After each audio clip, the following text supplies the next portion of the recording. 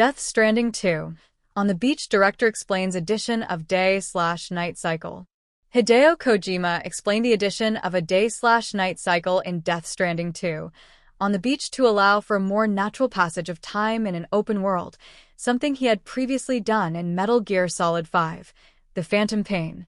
He also noted that the lighting in the game is dynamic, changing both in overworld scenes and cutscenes. The day/night cycle adds to the visual beauty of the game and introduces new challenges for traversal, such as reduced visibility at night. One of the more interesting additions is a day/night cycle, and though it adds to the overall beauty of exploration, there are some gameplay advantages. Enemy behavior. The day-night cycle affects how enemies behave, potentially making them more or less active during certain hours. For example, sneaking around is easier at night, but less visibility could be an issue for traversal.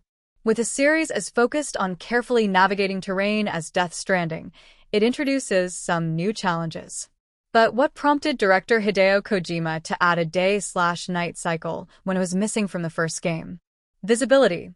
Visibility changes throughout the day and night, impacting traversal and stealth. While stealth is easier at night, reduced visibility can make it harder to navigate. Kojima revealed, "We did this in Metal Gear Solid 5, The Phantom Pain as well, but I wanted to properly include the passage of time in an open world. Gazing at the sky as the sun rises and sets is something that couldn't be done in the first game, in part due to engine-related reasons, but it's been put into the sequel. There are times when I want to use film-like backlighting in specific scenes, but this is a game, not a movie. What's being seen will change based on the player.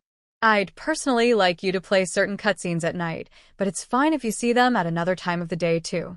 Strategic advantage. The day-night cycle offers players a strategic advantage, allowing them to choose the best time of day to complete certain tasks or avoid encounters.